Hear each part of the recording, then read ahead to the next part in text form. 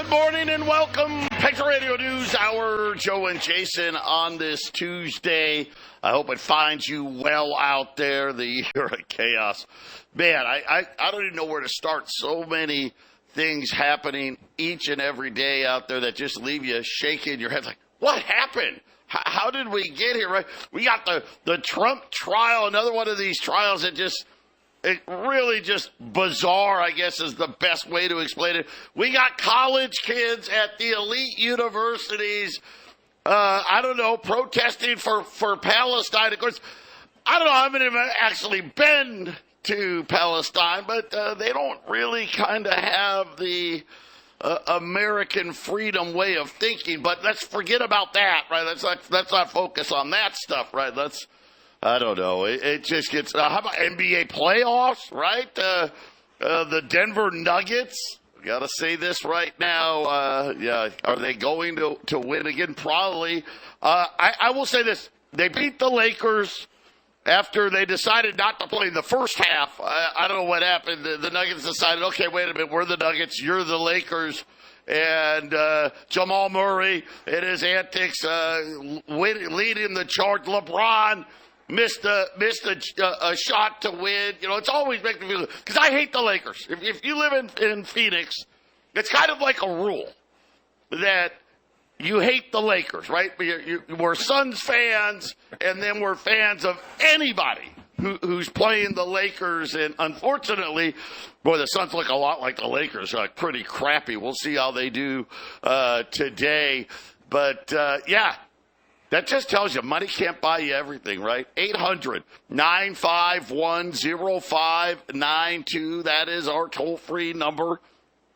AllAmericanGold.com is the website. The one thing when you call and buy from us, you know what? It may not buy you everything. But, boy, it is nice to have some wealth insurance put away, especially as we watch what's been playing out over the last, how many years now, really, when you think about it? Runaway deficits, house of cards, idiotic Federal Reserve. Think about this. These idiots. I mean, wait a minute. I'm sorry. That's harsh. Did I say idiots? I didn't mean that. I mean, these really smart people that went to the best colleges, you know, the ones right now. They got the tents out and chanting death to Israel, those ones. Those really great schools have decided that, you know what, the heck with economic policies that we learned and grew up with. Why be stable? Here we gave ourselves the greatest gift of all time. We had the world's reserve currency. What a gift. And we decided, you know what, though? That's not good enough. It's not good enough. We got to have rich people be richer. And you know what? Let's face it. Do the Americans really deserve to buy a home? Do they really deserve a new car? No. Remember, Barack Obama told you, hey, you didn't create those jobs. The government did. 15 years of zero. That's economic policy. Now we got a clown sitting up there. Well, we're watching the data. We're watching it. That's awesome. Right? He's been watching it. How much longer is he going to continue to watch? By the way, new home sales. Oh, boy. Man, is it getting expensive to buy a new home in America today? Jason, I don't know if you saw it. Just a huge increase in the price of a new home. Not to mention, mortgage rates are back above 7%. I mean, it's incredible. But don't worry, though, because these people that are not idiots, they're very, very smart. They're watching the data. They're watching the data, Joe. They're watching the data. Day after day, year after year, decade after decade. They're going to watch the data. And, you said the gift of the world reserve currency. You know, if you stop for a bit and think about it, does America really need to have the world reserve currency? I remember this in my history that the entire century, the 1800s, when America had no inflation, had no central bank for most of it, and America prospered for most of that century without the world reserve currency, Joe. No inflation. I'd take the no inflation and the no reserve currency over the gift. And you're right, it was a gift. As soon as America joined the world system, as of 1913 through the two world wars, then, of course, the richest blessed nation on the planet was given the world reserve currency, because the world reserve currency is usually the nation that has the economic might going in its sales, right, Joe? And I'd rather prefer the no inflation, no central bank, no reserve currency version of America, Joe. You know what's so funny? Is that's when we became the power. Yep. Right? Why? Well, because everybody else had central bank and fiat money. Right? We didn't. Our currency was backed by gold.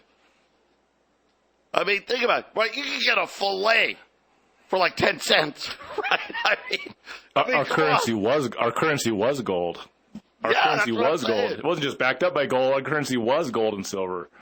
You know, and we made everything. You know, if you made something, you got to reap the rewards for it. If you worked hard, you could live the American dream. Let me tell you right now, that thing is dead and buried, because I know thousands of people now. They're working hard and going, what? This doesn't work. Well, I know exactly who to blame is. You won't hear it on the stock market channel, though. They'll tell you that the same guys that did this to us are the ones that are going to fix it. Yeah, I think not. Patriot Radio News Hour. We'll be back. 800-951-0592. Joe and Jason, Patriot Radio News Hour here on this Tuesday. A quick look in at the market. The Dow's up 250. I don't know why, but it is. I guess General Motors said, hey, we're still selling a lot of trucks, so that's good news for us. UPS freight is down almost 4% in the U.S., over 5% globally, but they said, hey, we fired 12,000 people, and we've raised prices enough. Things are good. Procter & Gamble, sales are down. But don't worry, we've raised prices enough. Things are good. So far, and it's early. I think starting tomorrow, we'll get the big bulk of the earnings seasons. But this has been the theme so far this earnings season. Pepsi, same thing. Pretty sluggish North American sales. You know what? The poor people are starting to buy BK. They're going to the generic. They can't afford the regular. But don't worry. We've raised prices enough. Everything's okay. The S&P is up 50. The Nasdaq's up 200. The 10-year note, 459. What happened? I don't know. All the data I got today, because there's two big data points, inflation's getting hotter. But okay, we'll take it. We'll take it. Crude oil's up 41 cents. Gold is off about $8 right now. I got a story about gold. I feel a lot better. You know what? On this dip buying here, we'll get to that in a minute. Silver's flat right now at 27 1/4. And I'm just going to tell you, I hope you don't sit here watching the data and waiting to make sure you put yourself in a good position. I mean, think about it, it's April. So, hey, gosh, April's almost over. 2025 is going to be here before you know it. And it's going to be a much different looking scenario than what we're seeing today. Please, if you've got $50,000 or more, check out our friends over at Y-Refi. Why? Well, because you can get up to 10.25% fixed rate of return, not correlated to the stock market, the Fed, doesn't care about gold prices, silver prices. It really doesn't care about inflation either. And the best part is it's fixed. What does fixed rate mean? Well, it means it doesn't change. right? Doesn't care about black swans, war, right? Any of that other stuff. It doesn't care. You got to get the same. You can turn your income on, turn it off. There's no fees. Check them out. InvestYRefi.com. Just call them. It's the easiest thing to do. 888-YRefi24. So, Jason, as the Fed is watching the data, new home prices, the median price of a new home, it was $406,500. Okay, so that would be, like I said, the entry-level home, the average price, not the average, I'm sorry, median, because the average price is way higher than that, of homes across America. Well, that was the old price. The new price, $430,700. So almost an increase of $25,000 for the median price of a new home, Jason. And they're saying that with interest rates stuck above 7, the existing home market is almost dead on arrival, because at least with the new homes, the home builders, they can do things that you or I, if we were selling our house, can't do, right? Hey, I know the mortgage rate 7, 7.5, 8. Hey, we'll give it to you for 5 or 4. But even then, when we're looking at the price, I guess the Fed's still looking at that data as well. Because remember, Janet Yellen a month ago told us somehow magically prices were going to go down. Yeah, well, I mean, and the housing had gone up in 2021, 2022, and then kind of came back down, and it's kind of going back up. But if you look at it, it's pretty steady overall. And housing is steady in a time where, once again, the inflation's made everything much more expensive. I think housing will keep going up. I think all assets are going to keep going up. If inflation is as severe as I think it's going to get, we're going to get that next wave. Because it's hard just to stop inflation. No matter how much the Fed wants to think they can just stop it, or even if they want to. We don't even know if they actually want to. But it usually hits in a few waves, sometimes 3 waves, 4 waves. It can hit in several waves. And I think we're getting ready for the next one. And how are housing prices going to go down? If the inventory were massive and there was a ton of sellers, then the prices would come down. But that's not what we have, Joe. You have a lot of people that aren't selling, and you have an inventory which grew, like 3% year over year, which is not enough to sink those prices. So as housing goes up a little bit, well, I mean, I'm not a stock market guy, but the stock market went up, with this new wave of inflation coming in. Gold went up tremendously. All these assets are going up, and some of them are not going up because I wouldn't go in the stock market. A lot of those stocks are way overvalued. We know they are. And I think there's a tremendous amount of deflative pressure going. I really believe the inflation has to be put in. I think the Fed and those making these decisions, I think the reason we haven't seen massive inflation is because I think there's a depressive factor in these markets, and they're trying to keep it from just – I mean, I think there's a depression 2 to 3 times worse than the Great Depression that's sitting there waiting. And what they did during 2008, Joe, and the way they're just trying to stop it from happening, I think the Fed and these money masters are so proud of themselves to stop a depression that should have happened in 2008 and been over with. And how bad is it going to be? As these assets are just way overvalued, and there's way too much money in the system we're the world reserve currency, but look at the currencies all over the world. China's printing again, right, Joe? It's a severe problem, and I think they have to have inflation to save face, Joe.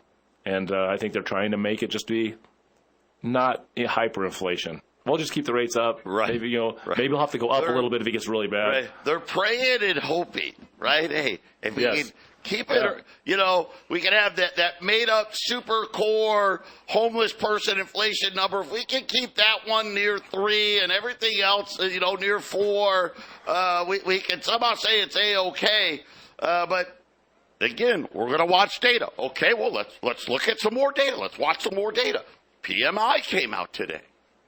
Well, what did it say? Well, let's see. Accelerated increases in input costs. And by the way, they made a note about this. And we're not just talking about oil prices. So the manufacturers wanted you to know hey, this isn't a gas got expensive thing. More concerningly, higher wages continues to plague them. In other words, nobody wants to come to work for $15, $16, $18, $20 an hour because they can't live.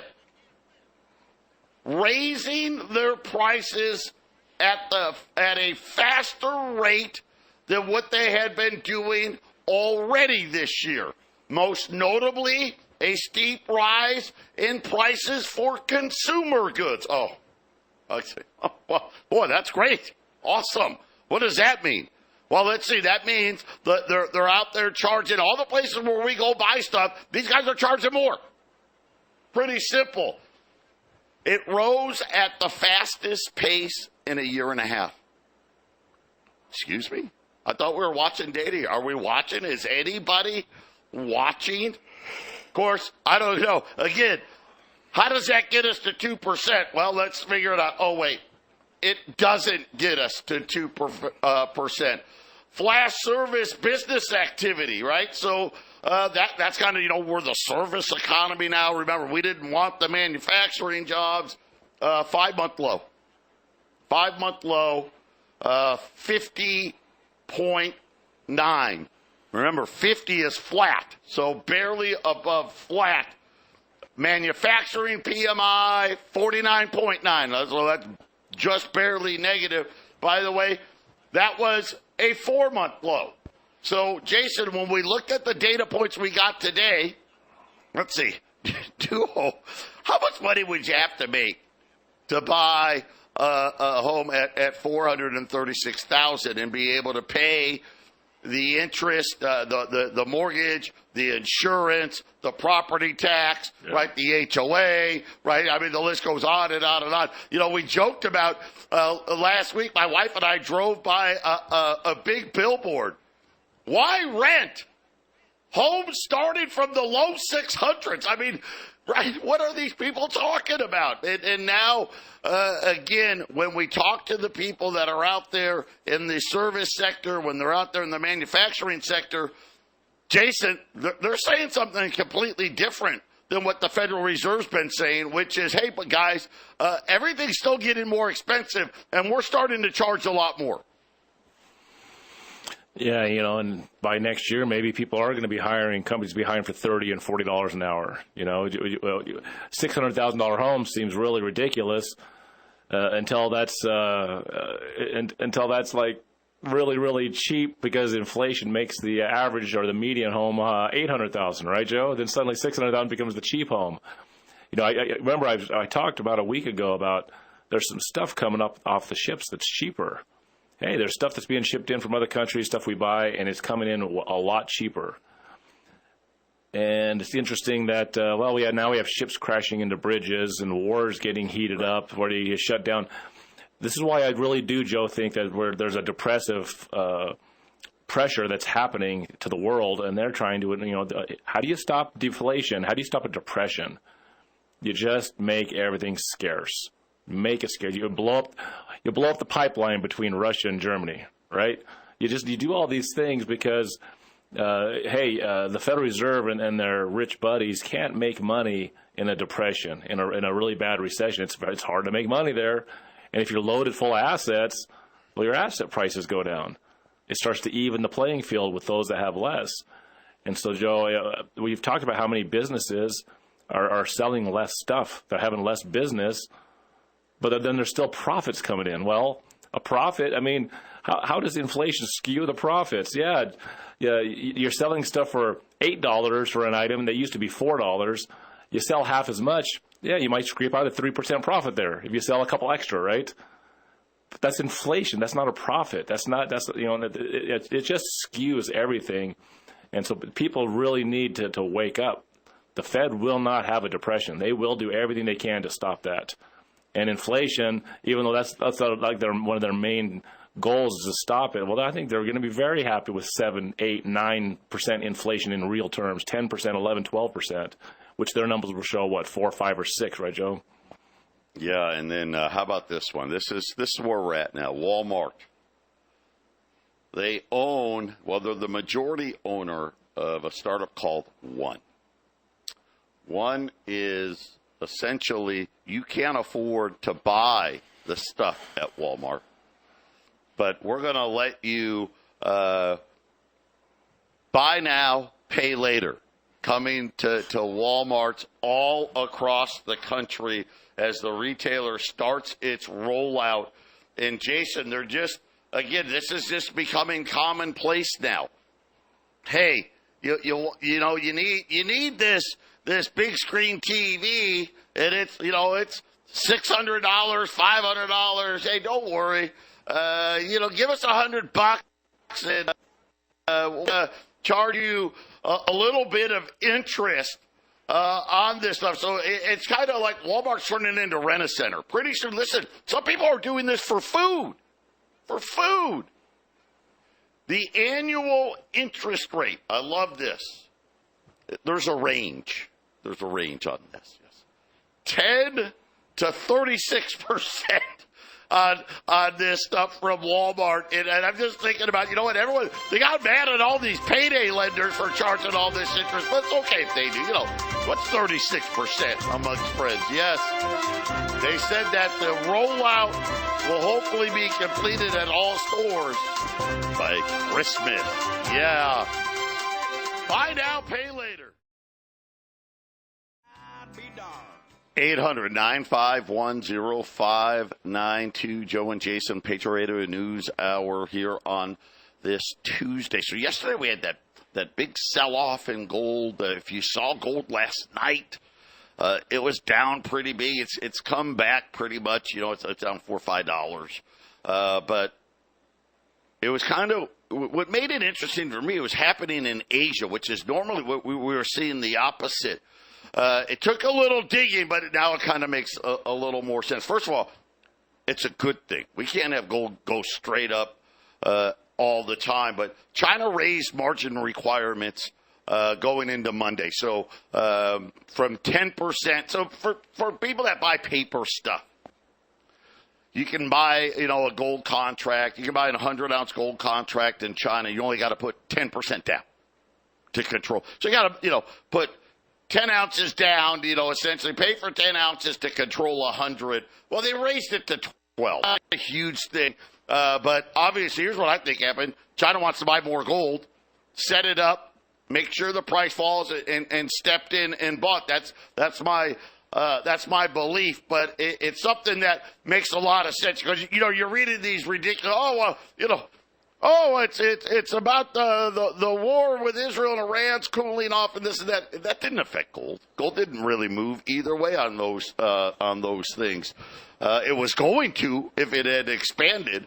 But just something of note. You got to watch those things, and it's a good opportunity. But like we told you, when the price goes down, don't expect the premiums to go down with them, and that's what happened this morning. But there's no change in the gold price, even with gold when gold was down at 2,300. Nope, no change, right? And those are the things that we are warning you about. Even with the pullbacks, you don't benefit that greatly especially when the premiums were so close. But we'll get to that a little later, but it's just something of note. It's a good way to force some stuff. A lot of you will remember when silver was $50. Do you guys remember that? For like, I don't know, half a second, it got to the $50, and then the COMEX changed the margin requirements and didn't let you buy any contracts. So all you could do was sell it. Silver fell, lock limit, 3 days in a row. Kind of like that. This was a stage. Hey, let's take a little steam off of gold. It's actually a really good thing for all of us because this is something where, like Jason and I said, we think the next move is coming in June. That's kind of what we're circling here. We're going to stay, in this 2,300 range, I think, anyway, for the next 6 to 8 weeks, and then we're expecting the next leg to start. But do you remember last week when I was talking to you guys about there was that meeting with Janet Yellen and the Japanese and the Koreans, the South Koreans, about the need for currency intervention. So Japan right now says if the yen goes above 155, they're going to sell. So it's been like 154.7, 154.8, and they're trying everything in their power to not get it to where they have to intervene, but it's coming. I hadn't heard a word about South Korea. I don't follow the currency there, but a story broke yesterday afternoon. T. Rowe Price and Nomura Holdings have both come out to say they have big concerns about stress in the shadow loans with exposure emanating from South Korea. The delinquency rates of Korean lenders has now surged to 6.5%. So that's like double where we're at right now. And they're saying that Citigroup says $80 billion of finance debt is troubled. Korea's shadow banking to real estate record rose to a record last year. It's 4 times higher than it was a decade ago. And now, Jason, there's talk that it doesn't matter where, and this is the problem.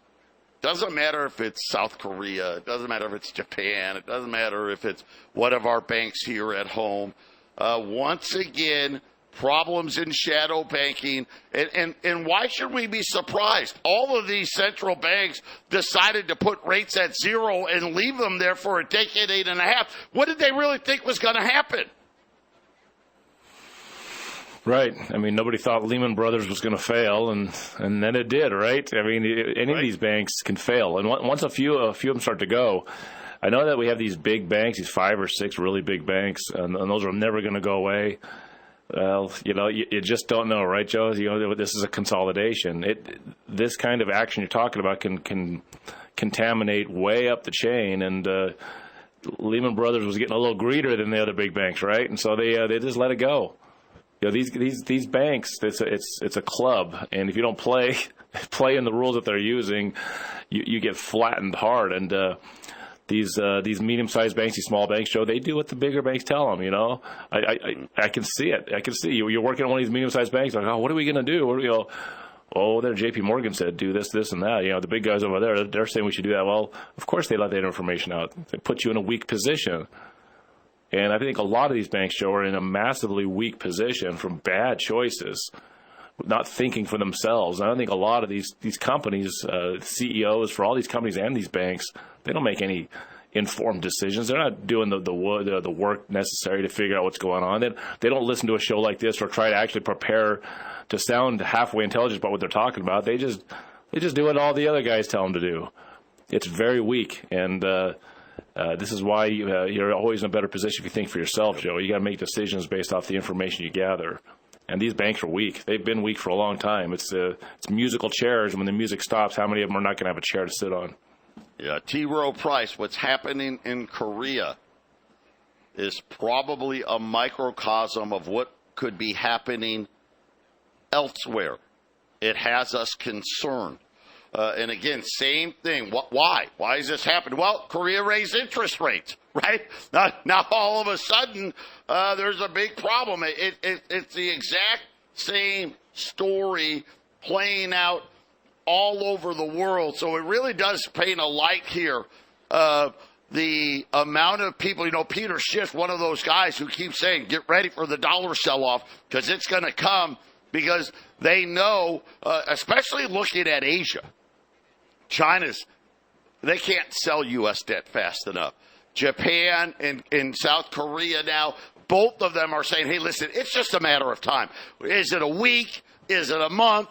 Right? Is it 45 days, 60 days?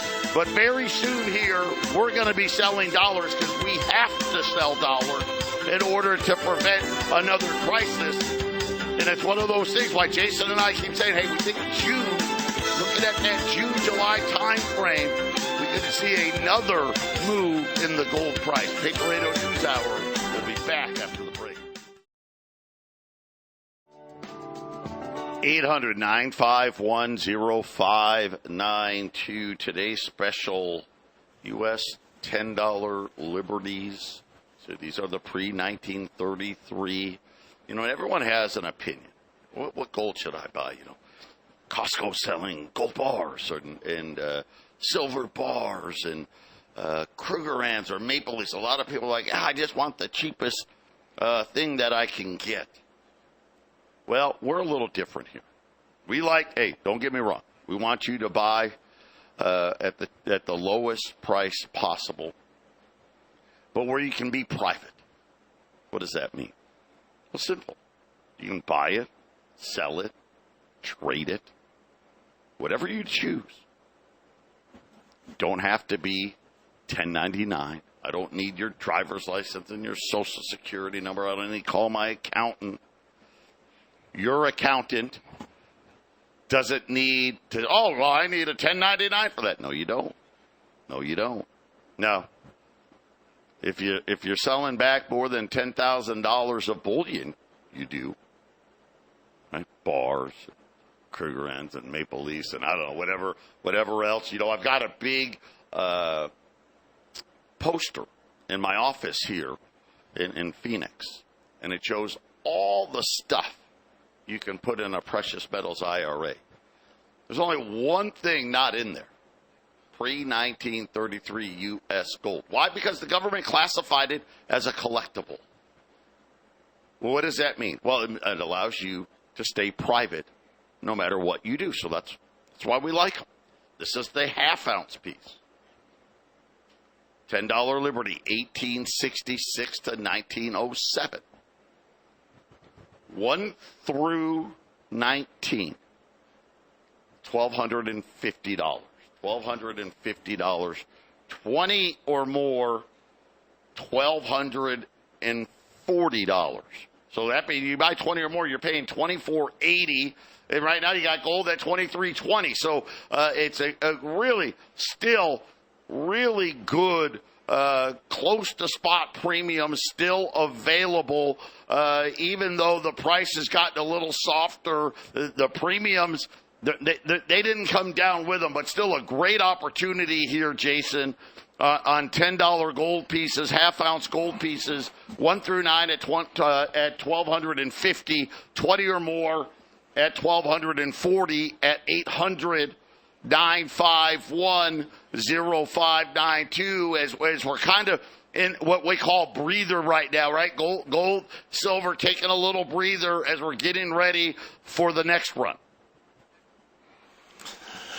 Yeah, if you're one of those guys that just put a little bit away at a time, the next starting now into the next 6 to 8 weeks, as Joe said earlier, this is a great time to keep putting it away. It's always a good time to put it away. I know there's a lot of people out there that's like, man, I should have bought it 8 weeks ago. Yeah, on Valentine's Day, gold had sat around $2,004. There's no reason to sit there and sulk about where silver and gold prices have gone from. Because I could sit there, Joe, and say, man, I wish I would have bought mine when it was $300 back in 2002, right? I would love to have picked up an ounce of gold back then, right? How much was a $10 lid back then? $150? Yeah, I would have loved to have done that, but that's behind. And what you need to look at is what is gold going to be doing. And I think you were just given a big, huge warning at the beginning of 2024, which is gold just blasted off with no end in sight. And finally, okay, the end of that run apparently has stopped the last couple of weeks. Gold is sitting around $2,300. Get a $10 Liberty at $12.50. It's going to be a bargain not too long into the future, Joe. We will not see prices like these for a while. We say it all the time, but things can move very quickly. 2024, 2025. If you're going to get into gold and silver, the sooner the better. It's always going to be the sooner the better. Well, here's the thing. Another $100 billion on the debt pile. The need for coordination now. We cannot have Japan, South Korea, China, all dumping treasuries all at once. They can't do right. The markets can't take it. They've got to figure out, okay, how much can we really afford to do? right before something breaks in these debt markets. And I'll just say this: the reckless spending from government, it's an abomination. It's an embarrassment. How fast did it change? We went for a brief time. What was it? Maybe 10 years. Oh, we can't do this to our children and our grandchildren, and we need a budget. We need to balance the budget. Would that last 5-6 years? Right? Alan Green, we're going to have the whole debt paid off by 2010. Well, now Bank of America says we're probably going to be at $40 trillion before 2025 is over. And now all of a sudden we have to have behind closed door emergency meetings with other countries to say, hey, wait a minute, let's coordinate how we're going to sell this stuff. Jason, it just tells you how saturated the U.S. debt market really is. I mean, how many more bad debt auctions do I have to tell people about before they wake up and realize what's happening? Yeah, we talked about it yesterday, didn't we, Joe, that a quarter-point rate hike or a quarter-point rate reduction on $100 trillion is $250 billion, right? We have a national debt of $35 trillion, right? And I think you said it many times recently about, 15 years ago it was bad. 20 years, 30 years ago, it wasn't hardly nothing, right? But now a quarter point's it's amazing. 15 years ago, I was telling people 1 point is $250 billion. Right? Now we're talking about, a quarter of a point. Before too long, it's going to be $250 billion. Right now, a half of a point is $250 billion, period. And guess what? Wait a few more years, because it'll be more. It's Radio News Hour. Yeah. Get that gold put away. 800-951-0592, $10 Liberty Gold pieces. 1 through 19, $12.50. 20 or more, $12.40 at 800-951-0592. I'm going to just read to you quotes from Bank of America and Bloomberg this week. The biggest piece of M&A, right, mergers and acquisitions, in the past 12 months was the merger of the Treasury and the Fed, according to Bank of America. Bloomberg saying that monetary and fiscal policy in the U.S. is becoming more intertwined as the Federal Reserve and the Treasury, implicitly or otherwise, increasingly coordinate their actions. What have we been talking about today? That is a structural negative for U.S. Treasuries and signals the end to the long underperformance of commodities and other real assets. Are you paying attention? Pull your head out of your backside for a second and listen. I know there's a Donald Trump trial. I get it. It's the NBA playoffs. Does anyone watch that? I don't know. Maybe. If your team's in it, you do. Guys, wake up here. You have to understand what's happening. The biggest market in the world is starting to buckle. Remember how I started the show off? We had a gift, and we gave it away. Why do you think there's, 20 more countries that want to join BRICS? Right? Every major commodity part of the world seemingly wants to go into the BRICS. How about this? At the same time, Bank of America, entrenched inflation is bad for fixed income, right? Bad for treasuries. It's also another positive for real assets, such as commodities. They have relentlessly underperformed financial assets over the last 4 decades, and that is going to come to an end. right? So we go back to 1980. From 1980, right, to really what, the last handful of years, right? I mean, from 1980 to 2000, those 20 years, gold went from 800 to 250.